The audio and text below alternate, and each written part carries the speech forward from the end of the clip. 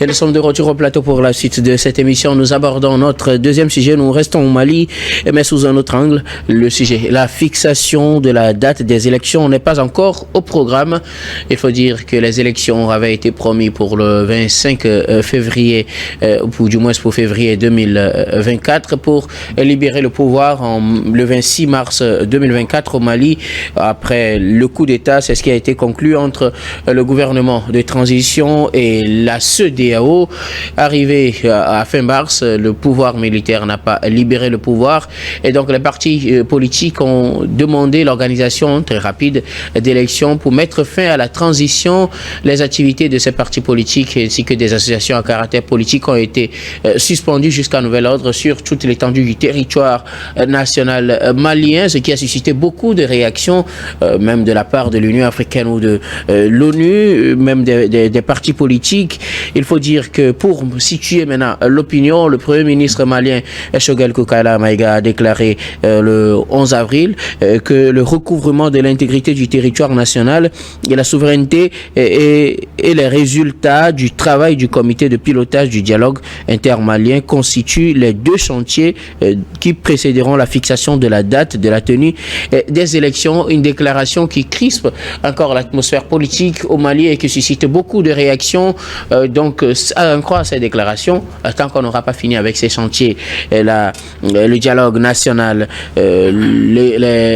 la sécurisation du territoire malien, on ne doit plus penser, on ne doit pas, du moins pour le moment, penser à l'organisation de prochaines élections, de quoi susciter de vives critiques de la part des organisations et des partis politiques. Nous en parlons avec nos invités. Pour le moment, c'est l'un des autorités maliennes. Ils ont finalement pu se prononcer, c'était le 11 avril dernier, à travers le Premier ministre. Tant qu'on n'aura pas sécurisé le pays, tant qu'on n'aura pas fini avec cette affaire de dialogue national, il ne faut pas penser aux élections, Abassa. Les élections, c'est le peuple qui décide. Et si le peuple doit décider en toute liberté.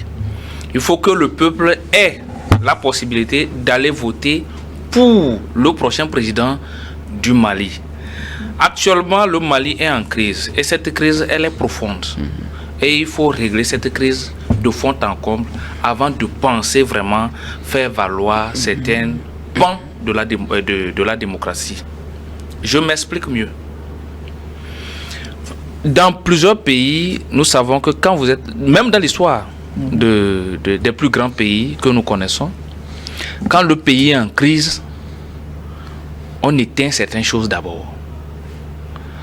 Les histoires d'élections, les histoires d'alternance, tout ce qui rentre dans les débats publics où les choses seront polarisées doivent s'éteindre d'abord, aller dans le même sens jusqu'au bout. Je me réjouirais beaucoup mieux si ces partis politiques et organisations de la société civile organisent un débat pour demander au pouvoir actuel d'Assimi Goïta de faire l'état des lieux de la situation sécuritaire sur le terrain. Quels sont les lieux où il y a encore des poches de résistance en matière de la maîtrise du territoire malien? Ceci nous permettra peut-être de mieux comprendre l'enjeu sur le terrain, notamment sur le plan sécurité, et on aurait mieux se fixer sur un délai pour pouvoir aller à une élection libre, transparente, crédible, où tout parti politique ou tout homme, tout Malien peut faire valoir ses droits de vote ou de candidat. Ceci n'étant pas fait, le dialogue, nous savons comment le dialogue s'est passé au niveau du Mali, où aujourd'hui on n'est pas véritablement clair sur le rapport réel et l'exécution de ce que le dialogue avait recommandé au pouvoir en place. Il faut faire le bilan de tout ça avant d'aller aux élections. C'est vrai, il y avait un accord entre la transition, les autorités de la transition et la CEDEAO, dont le 26 mars 2024 devait être le dernier délai de la prise du pouvoir par ces autorités de transition. Les autorités de transition avaient fixé un objectif clair. nous sommes venus, Assimi Goïta et son équipe, nous sommes venus, nous avons pris le pouvoir pour sécuriser le pays avant de le libérer.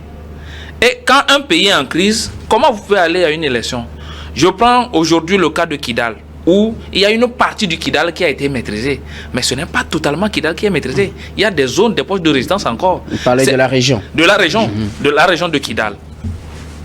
Vous ne pouvez, ces partis politiques qui sont en train de crier actuellement, ils ne peuvent même pas aller à Kidal pour faire la campagne électorale. On a dit 80... Pas seulement à Kidal, on parle de tout le Mali. De tout le Mali. La plupart, même à Bamako aujourd'hui, vous n'êtes pas sûr que si vous organisez un meeting, vous ne serez pas infiltré. Donc, tous les Maliens doivent se ressaisir, dire vraiment accorder, c'est-à-dire que de leur force à ce pouvoir de transition pour essayer de sécuriser le pays, même, c'est-à-dire qu'avec un moyen de contrôle sur ce, comment on appelle, ces autorités de transition.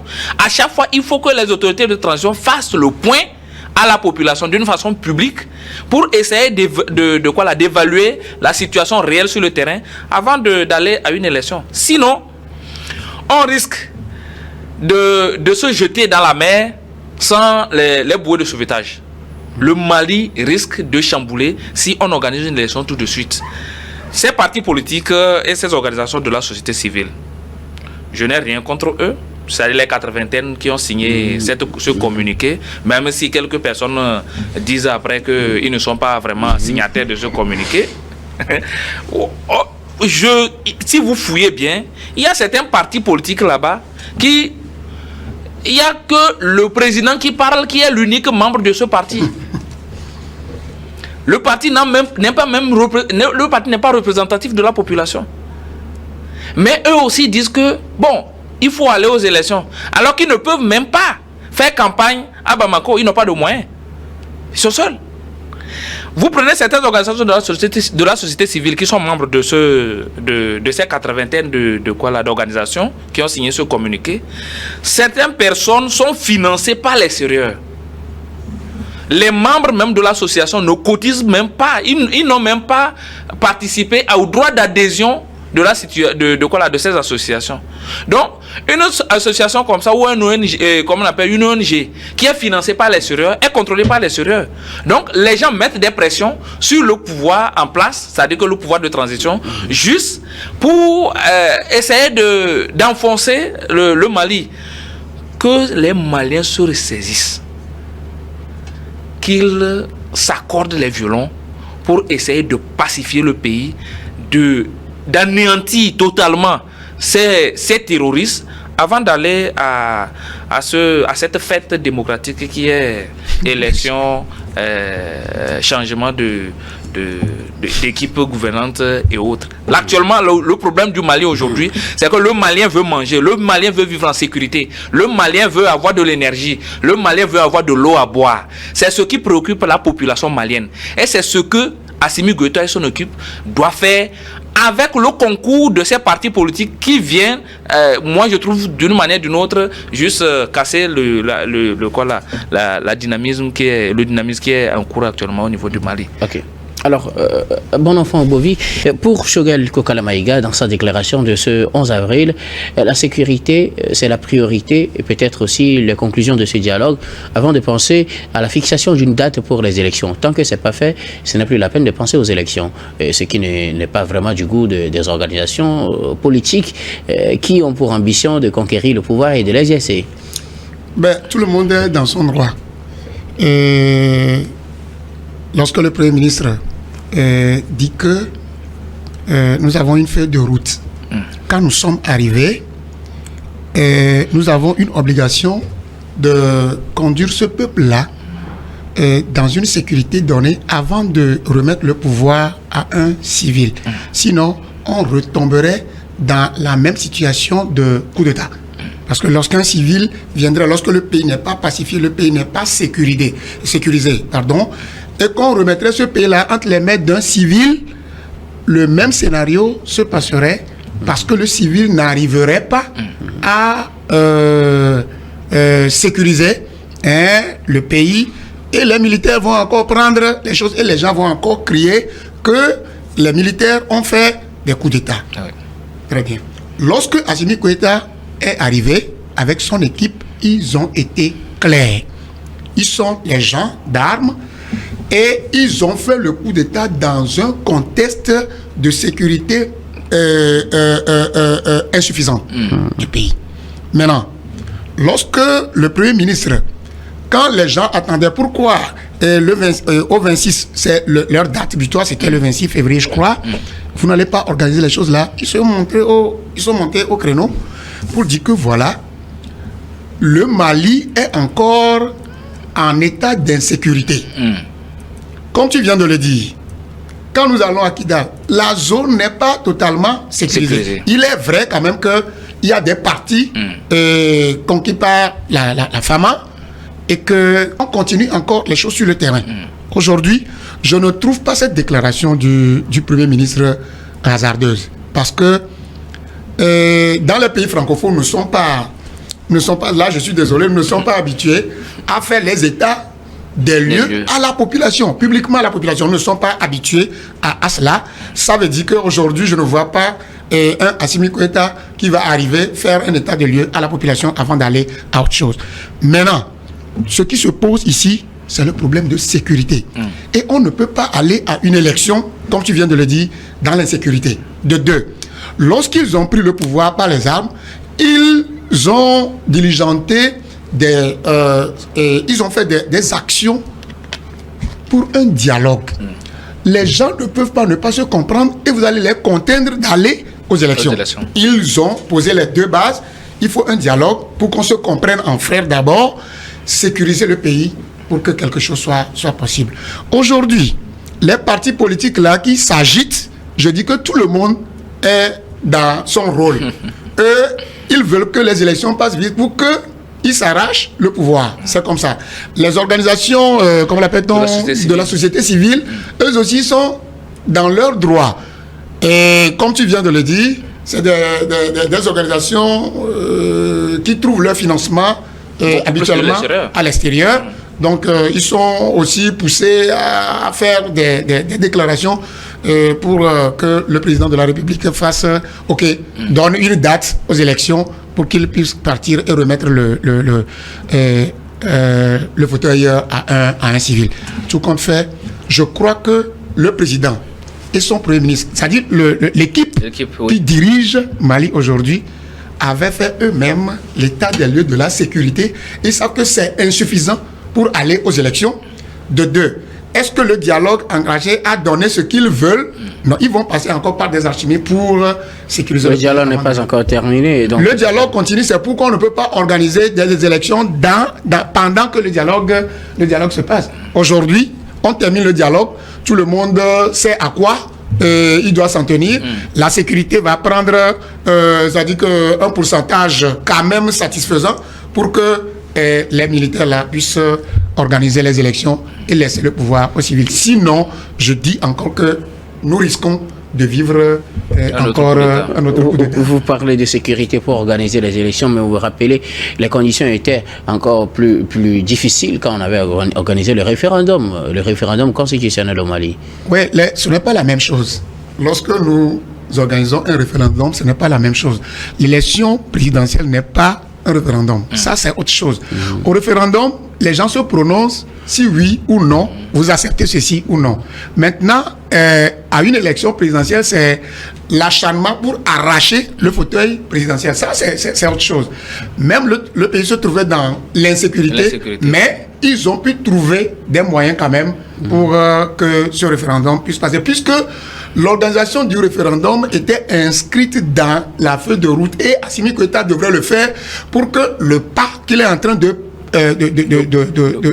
poser pour que les organisations qui crient aujourd'hui, les partis politiques qui crient aujourd'hui, savent que le monsieur là a dit ceci et il doit le faire. Maintenant, on ne va pas se précipiter. Vous savez, en Afrique, rien ne nous presse. Il avait promis qu'il allait faire effectivement, un référendum, si la constitution est rétablie, il faut changer carrément de constitution. Oui. On va faire un référendum, comme vous l'avez dit, c'était un engagement pris. Il a fait, mais l'engagement principal, le référendum n'était pas un engagement principal. L'engagement principal, c'était d'organiser des élections à la fin de la transition. Et c'est sur ça qu'on l'attend. Mais vous savez que le référendum aussi doit précéder l'élection présidentielle. Et donc, s'il a fait... Je dis que ça, c'est un pas que ce monsieur a posé. Et nous tous, nous avions dit que ça, c'est un pas. Alors que dans d'autres pays où il y avait eu des coups d'État, il n'y a pas encore eu de référendum. Ouais. C'est un pas. Tout le monde avait... Il n'y a pas de référendum en Guinée. En Guinée, là-bas. Il n'y a rien partout. C'est ce pas-là qui a permis à ce que les gens sachent que Assimi Goïta veut poser les bons jalons. Maintenant, lorsque nous parlons d'élections présidentielles, je ne sais pas pourquoi les pays en Afrique, on se presse. Qu'est-ce qui presse le Mali maintenant? Surtout les pays francophones. Les pays francophones, qu'est-ce qui nous presse? C'est-à-dire que la personne a une feuille de route. Et je ne voudrais même pas qu'on parle de la date que la CEDEAO aurait fixée au régime là, qui est échu, je crois, le 26 février. Non, le 26 mars. Le 26 mars passé. Maintenant, il faudrait qu'on laisse ces militaires-là, parce qu'ils ont la manette, ils savent ce qui se passe. Aujourd'hui, c'est eux qui savent que s'ils laissent tout à l'heure le pouvoir, que le Mali serait encore plus instable qu'avant. Donc, je ne sais pas pourquoi on se presse. Ils sont là. Il faut qu'on les laisse aller au bout. Il faut qu'on termine le dialogue. Il faut que nous ayons un baromètre de plus de 85% de la possession du territoire malien. Chasser, comment l'appelle-t-on? Ces terroristes-là, avant d'aller à une date. Tout compte fait, rien ne nous presse en Afrique. Aujourd'hui, comme mon co-débatteur l'a dit, le Malien n'a pas besoin d'autre chose que vivre en sécurité. Ça, c'est le numéro 1. Oui. 2, qu'on se comprenne. 3, qu'on arrive à joindre les deux bouts, que tous les Maliens se retrouvent en tant que Maliens. Et quand ils font leur petit commerce là, que ça marche. Et on ne peut pas faire ces trous-là dans l'insécurité. Donc aujourd'hui, moi, je donne raison quand même à Assimi Goïta avec son gouvernement qui disent qu'il faut qu'il y ait un dialogue qui doit s'arrêter d'abord et sécuriser le pays. On ne peut pas... Ce qui s'est passé à RDC, est-ce que quand on avait fait les élections présidentielles la fois passée, ça a couvert tout le pays? Non, il y a des zones où ça n'a pas été facile. Oui, pourquoi peut-être ne pas le faire comme ça? Je dis que non, ce n'est pas ça. Mais Assimi Goïta, le gouvernement malien n'est pas obligé de faire comme la RDC. Oui, bien sûr. La RDC. Donc chacun a son objectif. Donc aujourd'hui, Assimi Goïta et son gouvernement disent quoi? Nous allons sécuriser c'est pourquoi nous sommes venus même. C'est des manques de sécurité qui a fait venir ces gens-là. Nous allons sécuriser ce pays. Nous allons rentrer dans un dialogue profond pour que les Maliens se comprennent. Et après, nous allons parler de la date des élections présidentielles. Même si vous ne voulez pas mettre le référendum dans l'actif d'Assimi Goïta. Alors, je vais vous lire certaines déclarations des hommes politiques qui estiment que cette position est juste une fuite en avant pour le gouvernement malien pour ne pas organiser ces élections. Ça, c'est des propos de Sékou Niamé Bathily. Il était le secrétaire à l'information et à la communication du Rassemblement pour le Mali, RPM. Il dit ceci: la Russie vient d'organiser ces élections présidentielles qui ont vu la réélection de Vladimir Poutine pendant que le pays est en guerre contre l'Ukraine. Et là, c'est une guerre conventionnelle. La Russie peut, si elle le veut, la programmer à la fin de la guerre. Chez nous, on ne sait même pas quand est-ce que l'instabilité va finir. Il ajoute un peu plus loin que c'est une façon de dire au peuple: nous allons confisquer le pouvoir et nous allons rester au pouvoir éternellement. Nous ne sommes pas donc dans un royaume et je déplore ce genre de discours. Je rappelle les dirigeants actuels à leur engagement pris devant la communauté nationale et internationale. Je pense qu'il parle de l'engagement pris avec la CEDEAO. Que lui répondez-vous, Kokuvi Abaili Abassa? Et quelque part aussi, quand il prend des exemples comme les exemples de la Russie, on pourrait comprendre quand même. Je le comprends en partie, sauf que le territoire de la Russie n'est pas touché par le terrorisme. Les Russes sont en train de faire la guerre à un autre pays, sur un autre territoire. Donc, le territoire russe est sécurisé. On peut organiser les élections sans problème. Ukraine, on devait organiser les élections. Pourquoi ça n'a pas été fait? C'est parce que le territoire ukrainien est touché. C'est pour cela que Zelensky n'a pas pu organiser les élections. Et il a justifié par là, et tout le monde a applaudi, tout le monde s'accorde sur ce point. Pourquoi au niveau du Mali, on ne veut pas les... Comment on appelle ça? Ça crée de bruit. Ça crée du bruit au niveau du Mali. Lui, par exemple, vous savez, je n'ai rien contre les politiciens, mais il y a certains politiciens qui se sont professionnalisés dans le politique. C'est-à-dire que sans une action politique, ils ne sont pas vivants. Ces personnes, par exemple, au Mali, ils vont en souffrir. Parce que pour le moment, il n'y a pas de réunion où un parti, comment on appelle, il n'y a pas quelque chose où le parti, l'État va financer les partis politiques, où les gens vont empocher de l'argent, ou bien il n'y a pas, par exemple, une élection où ils vont aller solliciter de l'aide à l'étranger pour qu'on les appuie, pour qu'ils fassent, comment on appelle, du boucan sur le territoire. Il n'y a pas quelque chose aujourd'hui au niveau du Mali qui peut leur permettre de vivre leur, comment on appelle, extase politique, je peux l'appeler ainsi. Vous savez, ces personnes sont très dangereuses pour nos pays. Ceux qui sont professionnels dans le politique. C'est-à-dire que sans des actions politiques, ils ne peuvent pas vivre.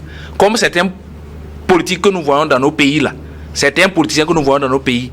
C'est eux qui sont capables de casser le pays, de brûler le pays, peu importe ce qui se passe. Parce qu'eux, ils veulent juste vivre des moments politiques. Alors que ces moments sont des moments de division. Ça n'a jamais été un moment de cohésion dans nos pays. Imaginez par exemple les élections. Oui. Imaginez par exemple à chaque fois dans nos pays, surtout les pays francophones, quand les élections s'approchent, c'est en ce moment que tous les partis politiques se lèvent et commencent par s'insulter. Ils créent des choses pour dire que non, ça ne se passe pas bien dans le pays, juste pour avoir des moments de tension afin de haranguer des foules. Et on a éduqué nos populations dans cette logique. Voilà que eux, aujourd'hui, ils ont trouvé garçon devant eux qui leur demande, attendez d'abord. Cette décision de suspendre les activités politiques, ces partis politiques en attendant, ces partis ne sont pas dissous, on n'a pas arrêté, on a suspendu juste leurs activités jusqu'à nouvel ordre. Attendez de pacifier d'abord le pays, après vous allez vivre votre temps politique. Si quelqu'un est pressé de devenir président de la République au niveau du Mali, il n'a qu'à prendre les armes, aller aider les militaires pour pacifier le pays, pour chasser les terroristes, tuer les terroristes avant de venir rester à Bamako pour faire valoir ses droits de candidat à une élection présidentielle qui, moi, je ne trouve pas pressant de l'organiser tout de suite parce que, pour le moment, l'objectif, c'est la sécurité des Maliens qui nous préoccupe. Alors, bon enfant Govi, que répondez-vous à cette comparaison avec le cas de la Russie, puisqu'on sait que le Mali est très proche avec la Russie, et là, en Russie, quand même, on a organisé les élections, on dit au Mali, il faut faire de même, puisque la Russie aussi est en guerre, ils ont organisé quand même les élections, mais au Mali, on ne sait même pas quand la situation va finir, et si on veut s'en tenir à cela, on risque de passer beaucoup de temps sans parler des élections finalement. Bien, ce politicien, si je veux le comprendre, quand il prend la Russie comme étant un pays, et il prend le Mali comme étant un pays, il a droit de vouloir comparer deux pays. Mais il faut au moins comparer deux choses comparables. La Russie n'est pas Mali, comme mon co-débatteur vient de dire. Comment nous pouvons dire que la Russie est en guerre et on a fait les élections, donc ça doit être la même chose au niveau de Mali? Ça dit qu'il veut le pouvoir. Alors que si Assimi Goïta quitte le pouvoir tout à l'heure, ça ne va pas faire 6 mois. Ils vont encore, les militaires vont revenir. Est-ce qu'ils sont obligés de revenir pour gérer le pays? Voilà, là aussi. Lorsque le pays est pris de paix, mais les militaires, c'est leur rôle. On peut bien avoir un civil et puis des militaires ont travaillé, aller toujours sur le front, combattre les terroristes. Mais avant qu'on ne fasse les coups d'État, est-ce que le président qui était là était militaire? Non, c'était un civil et les militaires étaient là. Mais on a constaté les chaos. Moi, ce que je voudrais dire, il ne faut pas... il a si bien le dit. Il y a des gens qui ne cherchent que des occasions pour dire ce qu'ils pensaient depuis. Pour créer la zizanie. Et on les appelle un peu au dialogue pour trouver de petites miettes. C'est comme ça. C'est tout. En réalité, comment ce politicien peut parler? Nous sommes dans un pays à sécurité, pas quand même normal. Et vous voulez qu'on aille au-delà. Et maintenant, il compare le Mali avec la Russie. Et il a si bien dit. Zelensky ne pouvait pas organiser les élections parce que son pays était attaqué. Ce n'est pas la Russie. Et les réalités ne sont pas les mêmes. Aujourd'hui, les armes dont dispose la Russie pour sécuriser son pays, est-ce que le Mali a ça? Même le renseignement. Le Mali doit aller acheter ces armes-là là-bas.